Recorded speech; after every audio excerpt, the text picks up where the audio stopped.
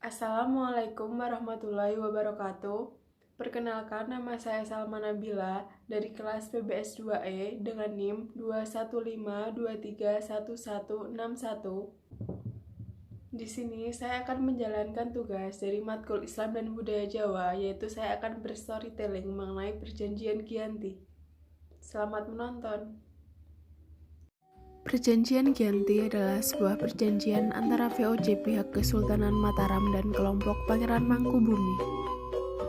Perjanjian yang ditandatangani pada tanggal 13 Februari 1755 di Dukuh Kerten, Desa Jantirajo, sebelah tenggara Karanganyar, Jawa Tengah. Nama Giyanti sendiri diambil dari lokasi penandatanganan perjanjian, yakni di Desa Janti. Dalam pelafalan bahasa Belanda juga disebut Giyanti. Perjanjian Giyanti dibuat untuk meredam api konflik yang terjadi secara berlarut-larut menurut dokumen Register Harian Nicholas Harting, Gubernur Jenderal VOC untuk Jawa Utara. Pada tanggal 10 September 1754, ia berangkat dari Semarang untuk menemui Pangeran Mangkubumi. Pertemuan dengan Pangeran Mangkubumi sendiri baru terlaksana pada tanggal 22 September 1754. Pada hari berikutnya diadakan perundingan tertutup yang hanya dihadiri oleh beberapa orang. Pangeran Mangkubumi didampingi oleh Pangeran Notokusumo dan Tumenggung Ronggo. Sedangkan Harting didampingi oleh Breton Kapten C. Dongkel dan Sekretaris Nahwibon, dan yang menjadi juru bahasa adalah Pendeta Basami pada pembicaraan pertama mengenai pembagian Mataram.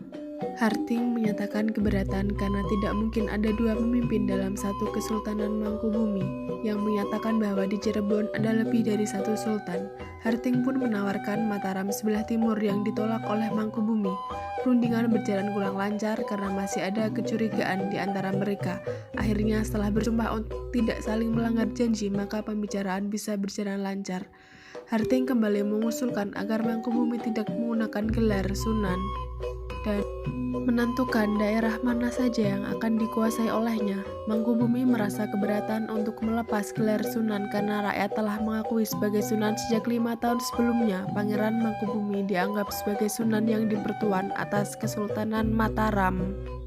Ketika Pakubuwana II wafat di daerah Kabanaran, kebersamaan saat VOC melantik Adipati Anom menjadi Pakubuwana III, perundingan terpaksa dihentikan dan diteruskan keesokan harinya pada tanggal 23 September 1754. Akhirnya tercapai nota kesepahaman bahwa Pangeran Mangkubumi akan memakai gelar Sultan dan mendapat setengah bagian kesultanan pada tanggal 4 November 1754.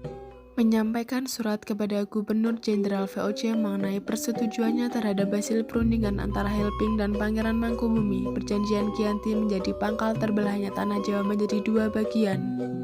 Pada tanggal 13 Februari 1755 ditandatanganilah Perjanjian Giyanti. 2 hari setelahnya, pada tanggal 15 Februari 1755 terdapat pertemuan untuk pembagian aspek-aspek dan atribut-atribut, antara lain keris yang menjadi pusaka raja dan diserahkan kepada Hanggabuwana I. Yang kedua yaitu bahasa Jogja meneruskan adanya bahasa yang dinamakan bahasa Bakongan. Dan yang ketiga yaitu tari dan belangkon ajaib. Perjanjian Giyanti belum mengakhiri kerusuhan karena dalam perjanjian ini kelompok Pangeran Sambernyawa tidak keikutsertakan dalam perjanjian Giyanti. Pangeran Sambernyawa adalah rival Pangeran Mangkubumi untuk menjadi penguasa Mataram. Perjanjian Giyanti merupakan bentuk persenggokolan untuk mengalahkan pemberontakan yaitu Pangeran Sambernyawa. Karena itu perjanjian Giyanti dilaksanakan dengan tujuan membangun aliansi kekuatan baru untuk menumpas pemberontak dan mengurangi kekuatan pemberontak dengan menggandeng salah satu kekuatannya. Setelah perjanjian damai dan cantik ditandatangani, Pangeran Mangkubumi ikut menyerang kelompok pemberontak yaitu Pangeran Sambernyawa. Kelompok Pangeran Sambernyawa kemudian juga akan menandatangani perjanjian damai dalam perjanjian selanjutnya pada Oktober 1755. Pangeran Sambernyawa berhasil mengalahkan satu kelompok. Kemudian pada Februari 1756, ia juga hampir membakar keraton yang baru dilahirkan di Yogyakarta. Setelah perang bertahun-tahun, VOC akhirnya menyudahi dengan penandatanganan perjanjian Salatiga pada tahun 1757. Perjanjian ini membuat tanah Jawa kembali terbagi. Pada perjanjian ini disepakati bahwa Pangeran Sambernyawa dapat sebagian dari wilayah Kesunanan Surakarta dengan wilayah kekuasaan yang dikenal sebagai Kadipaten Mangkunegaraan. Pangeran Sambernyawa pun berjatah tahta dengan gelar Kanjeng Gusti Pangeran Adipati Aryo Mangkunegoro Lanojoyo Sisen Senopati ing Alogo Satrio Rogo Mataram en Nagari Surakarta Adiningrat. Itu tadi penjelasan dari saya. Bila ada salah kata mohon dimaafkan. Bila taufik walhidayah. Wassalamualaikum warahmatullahi wabarakatuh.